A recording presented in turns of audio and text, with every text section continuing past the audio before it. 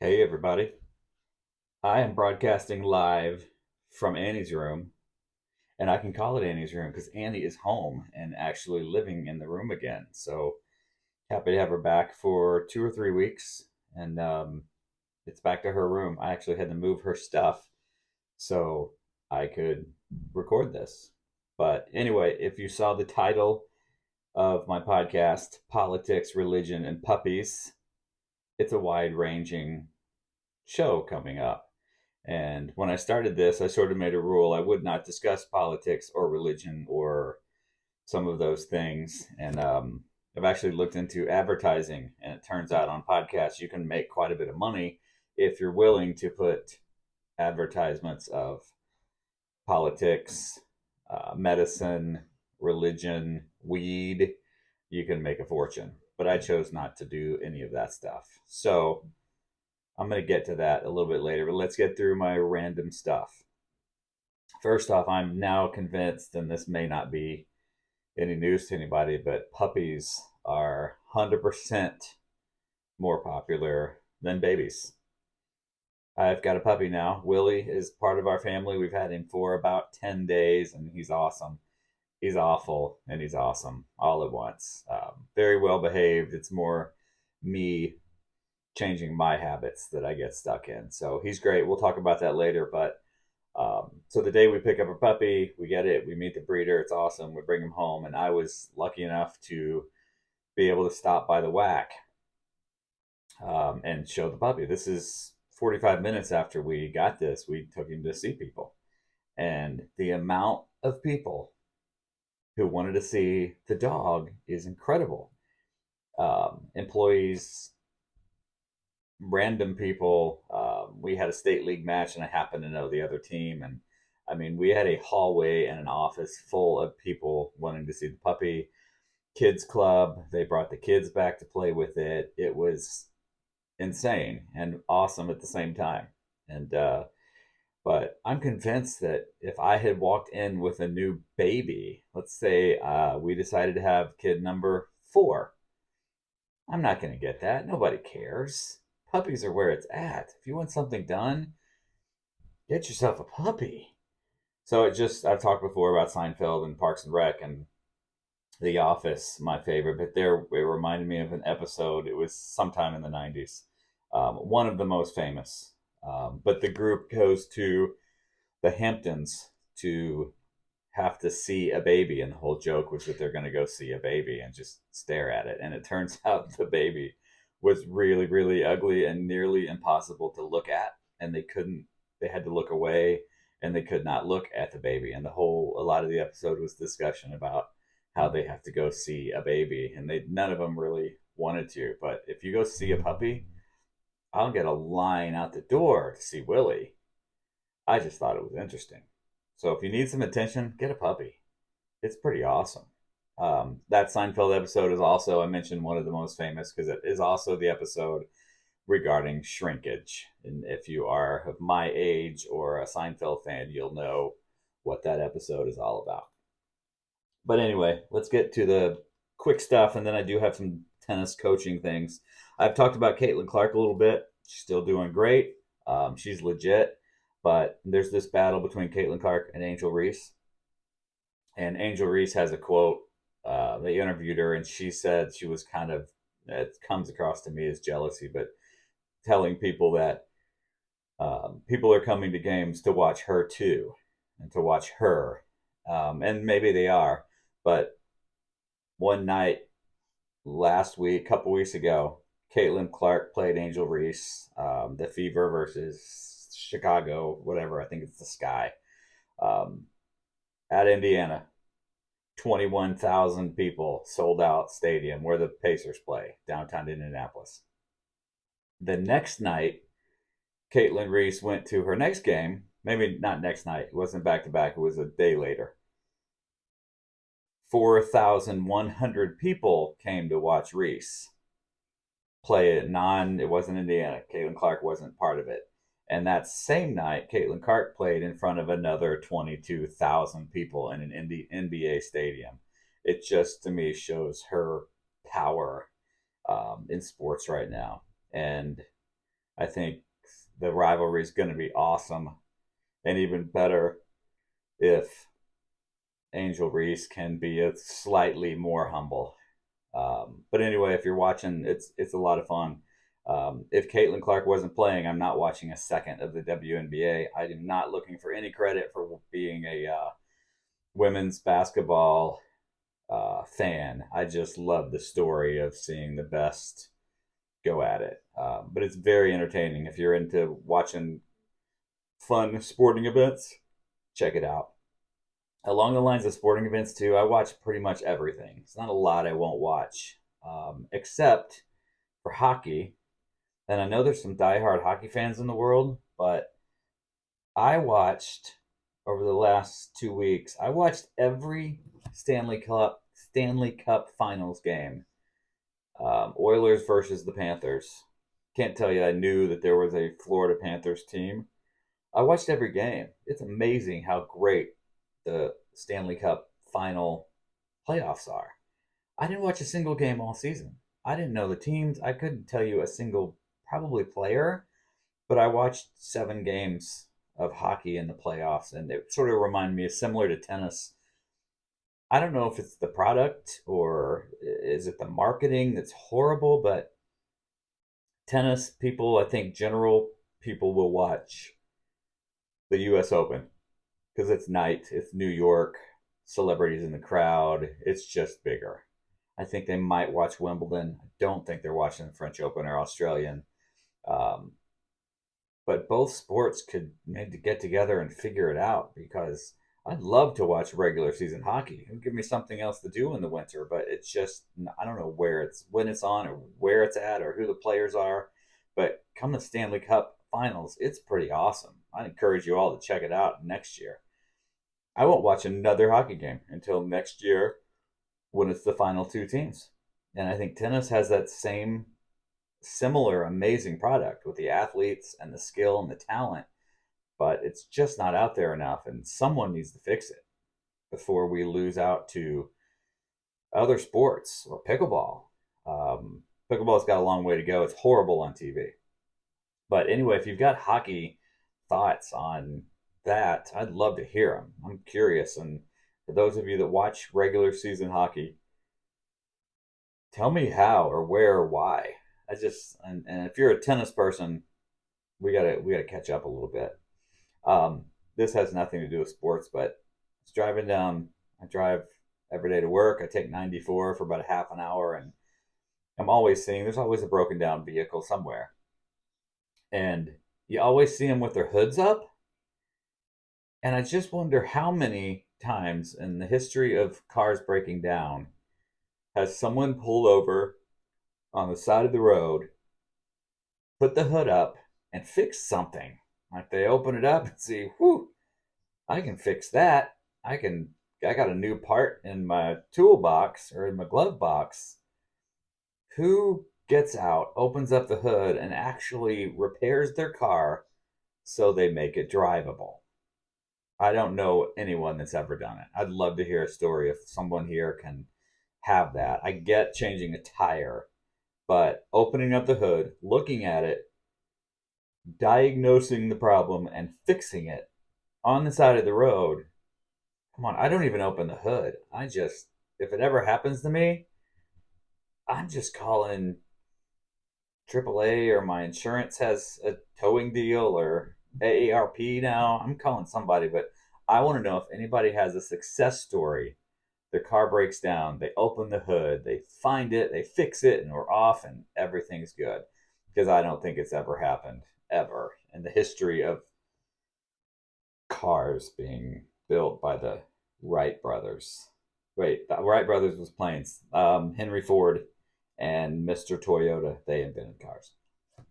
All right, so the title of this was Politics, Religion, and Puppies. And so I just put the title on, thought it had a good ring to it, but what do I know? I'm not going to discuss my political preferences or topics at all. What I found recently, the last few days, is we had the debate between Biden and Trump. Didn't go as well. They say, I don't think it went well for either one of them. Um, but in politics, there's anyone on earth can spin the actual information to what they want, right? You can listen to, I'm only using Biden and Trump because that's what's coming up, but you can listen to a Biden supporter and they will take everything he does and he's an angel and a saint and is going to save the world. You listen to a Trump supporter, they can spin it so he's doing everything right and he's going to save the world. And I'm getting to a point here in a little bit. Um, so I mentioned religion in my title. I had a recent conversation with a friend. Um, it started because Annie, who had mentioned his home, she got baptized on Thursday night. So it was my first time in church in I don't know how many years. And I was raised in a church home. My dad was going to be a minister. I went to Sunday school and church camp and Bible school and wore the fancy clothes on Sunday mornings. So I lived in that world. I just, for whatever reason, stopped. But anyone talking about religion can spin it. If someone tells me why I should believe in all of these things, they could probably convince me. They've got a great argument, but I would also have one about why I shouldn't. Anybody can do it. And it got me thinking a lot about coaches because at our club and every club I've been at, we have a team of coaches. We all work together, but we also have individual players at different times. I might do a lesson with little Timmy, and then little Timmy takes a group lesson with Big Tim, and then little Timmy goes and takes a class with Alex, and they're hearing all kinds of different stuff. And good coaches, including myself, we can convince you anything. We can convince you what we're saying is correct. But then you go to the next group, the next lesson, the next conversation, and that coach can convince you that everything that I teach is incorrect. And then the next person can say, no, they're both wrong. I do it this way. You should too. And I found when I was listening and watching the debate, and I had this conversation about a little bit into the religious world, and it was a great conversation. We're going to circle back, is what I've been told. But my sort of point is, as a player, when you're hearing all these different voices, I don't think that's bad. I think what's bad is if you ever get a coach that tells you you have to do it this way every time. I tell my players I don't use the words always or every time. Um, those are never correct. It's not always. Something I say might work once and then the next match is a different player. And so it's not always. But I think as players working with multiple coaches, you have to pick and choose what applies to your life, your personality, your skill set, the situation, who your partner is, and don't let all those other coaches tell you that they're correct, including me. So most people that listen to this have probably been on the court with me or have taken lessons or a current student. I want you to listen to me, but I just want you to file it away in a folder and use it when you need it. Not everything, right? So it's very easy, I think, to be convinced of something. But so I had that discussion on politics and religion, and I mentioned somebody. I think I just live in a world of rainbows and unicorns, or I'm super naive. Um, I pick and choose things that suit me, my lifestyle, my family, my work, my career, um, and that's it. I don't let other people tell me what I need to believe in, but I will listen to them and I will save things and have conversations. So if you're that player that has multiple coaches in your life, take what they say and apply it as needed. Don't apply it as the gospel. That was a religion pun. See, that was a joke, gospel, because the title is religion and politics. But anyway, just pick and choose what applies versus always doing it. I think I'm very good at telling my players on the court, listen, this applies to now and it applies who your partner is and who we're currently working with. But your next match, this might go away. Somebody else might have a skill that stops this plan or this strategy. I think you got to be very, very open, live in the gray a bit, and pick and choose what applies to you. Kind of along those lines, I've realized as a new dog owner People, other dog owners, they love to give you advice. They love to give you sometimes unsolicited. They like to tell you what they've done and how you should do all these things. So I have been told things like, you have to crate train them, adamant about it. And I kind of agree. But I'll talk to the next player who says, no, you don't have to crate train. Let them run around the house all they want. Right? I've had people tell me you have to take them somewhere to get training. And others say, no, you don't. Do it yourself. Right? All this, I mean, it's amazing the amount of things. And they're always generally well intentioned. But I have chosen to really listen to a very small number of people that I trust, that have the exact same dog that I have, that have a family life like I have, that understand who I am and how my daily life works, and I'm choosing things to do based on their advice, not all this other things. I was also told very, very kind and nice, that I need to be barefoot every time I take the dog out. So every time I'm in the yard with the dog or on a walk, I have to be barefoot because it connects me to the earth. Oh, I didn't know what to say. I thought it was a joke. So I sort of, thought it was funny. Right. And then I mentioned a dog owner who has dogs, multiple, I think two or three, four golden doodles, who agreed, which shocked me. I thought, no way. But I sort of thought, barefoot when I've got a puppy who craps everywhere, not going to do it. But that's something that I choose. That one doesn't necessarily apply to me. I hate being barefoot in yards anyway. I don't know what's under there. I don't know what's going to sting me, eat me, bite me, step on. Ugh, couldn't stand it. So I'm not going to listen to that one yet. I'll wear my Crocs. But I think it goes back to that what we just talked about picking and choosing what things apply to your lifestyle a little bit.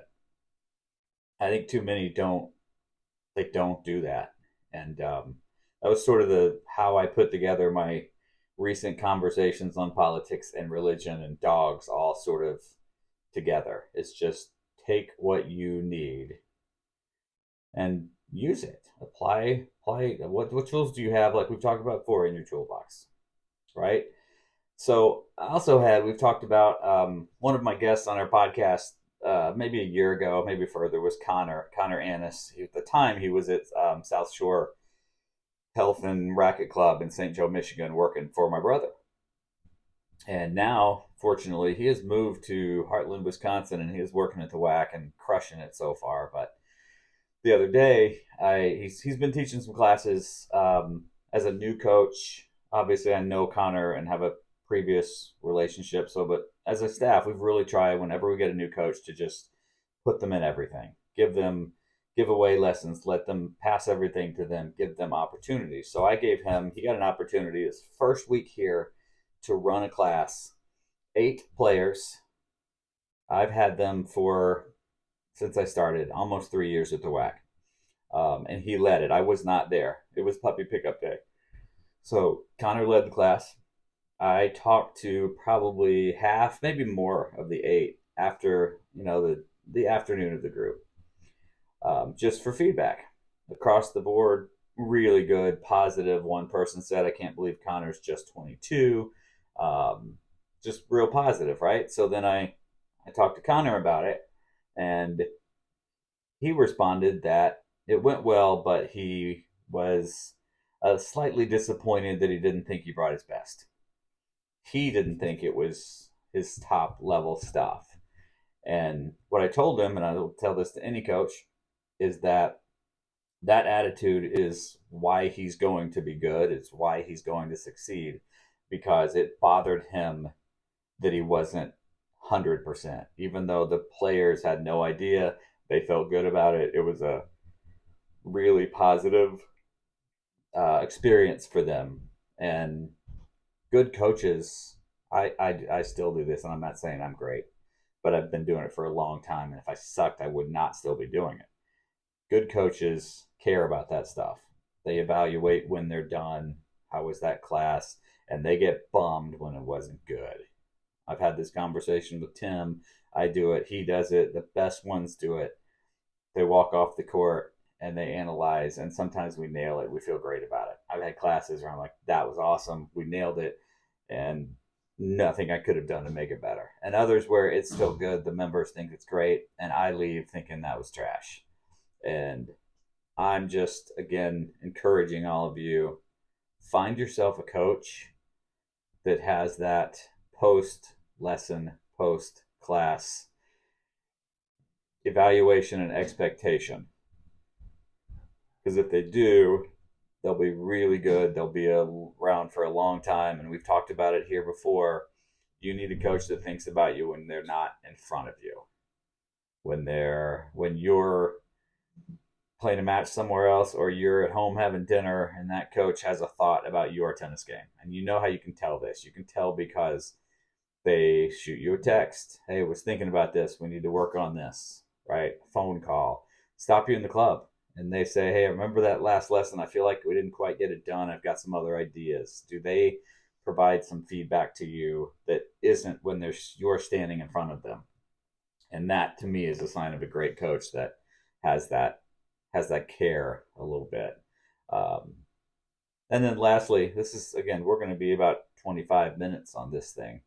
One quick story, and I did post the short reel on my Instagram reels and Facebook and TikTok, and all the stuff I try to stay active on. I posted it this morning. So recently I was doing a big class, 16, 17 people, 4 courts, a lot of quick rotations. So when I tell you this story, this took place roughly between 3 and 5 minutes of play. So it's one of those where you do the drill, everybody rotates, find a new partner or whatever. So it's a very short situation, but simple 1 up, 1 back, doubles, feed the baseline or play out the point. No rules, no guidelines. You could hit anywhere you want, just a basic warm-up drill. So the person next to me, she's the server's partner, and I feed the returner. First ball of this game, and it's not keeping score. It really is in the first 20 minutes of class. It's just kind of get going, start thinking competitively. She gets a ball beat down the alley, past her. So she's on the deuce side. The returner put it past her. So that's the first point. The second point, and I'm kind of standing next to her. You know where the coaches stand in between the courts. I noticed that she has slid all the way over and is standing completely in the doubles alley, both feet in the alley on point number 2. All right, so we play, I don't know, 3, 4, 5 more points. She stays there. Then the returner takes the first ball and lobs it over this player's head. Play out the point. So now this player backs all the way up to the baseline after 1 lob. So now my 1 up, 1 back drill has then turned into 2 back. One team is 2 back versus 1 up, 1 back. We're not done. A couple minutes. This is probably, like I said, 3 to 5 minutes. Pretty quick. We're going fast. Then the opposing net player, returner's partner, takes a volley, and hits it between the player that moved back and her partner, both on the baseline, right down the center. Neither one of them hit it. They just look at each other. So this player, she started at the net as server's partner. Within 3 minutes is on the baseline, dead center, by the center mark, as a singles player, with her partner off to her right. And all it took was 3 shots, and this player changed strategy after every single point. Incredibly reactionary. Got beat down the line, stand in the alley. Got lobbed, let's go to the baseline. Got beat down the middle, I'm going to stand in the center. Fixed absolutely nothing.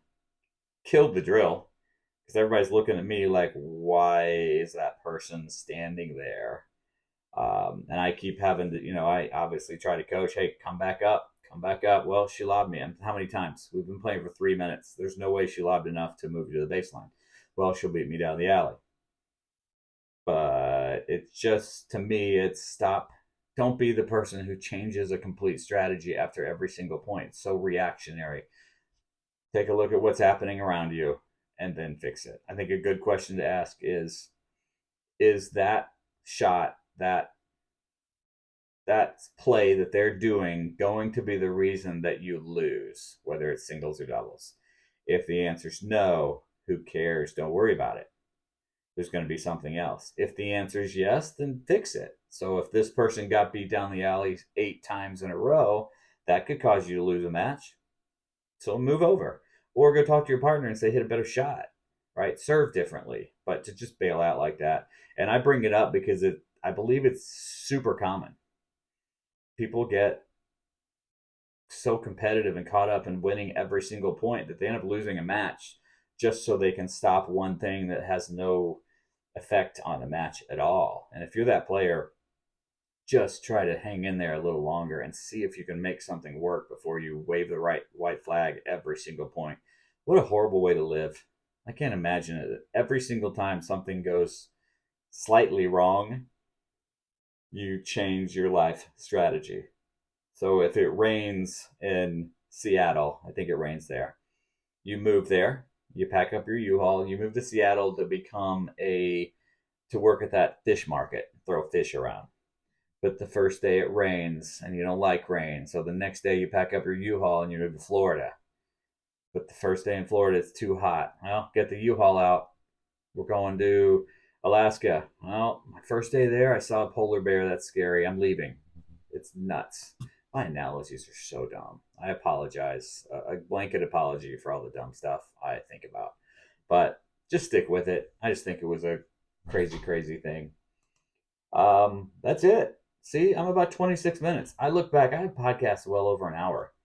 I'm trying to be shorter now, but um, remember, you can follow Instagram, Facebook, TikTok. I don't do Twitter anymore. I read Twitter, but I don't post anything. Nobody wants to see me on there. But you've got all that stuff. You can find me at the Whack. And also, if you want to see pictures of Willie Dog, check out Instagram. That's where I've been putting it. I've become that guy. I'm embarrassing myself, but I can't help it. The dog's so freaking cute that I think the world needs to see him. So my buddy Frika, who makes fun of me because all I do is post dog pictures, I don't care. I've got a dog and you don't, so take some of that, Frika. But check all that out. Willie's been awesome. We're still learning and adapting, but he is a huge part of our family now. And Annie's home for a couple weeks, so it's been good. Hope all is good. I will see y'all on the courts. Talk to you later.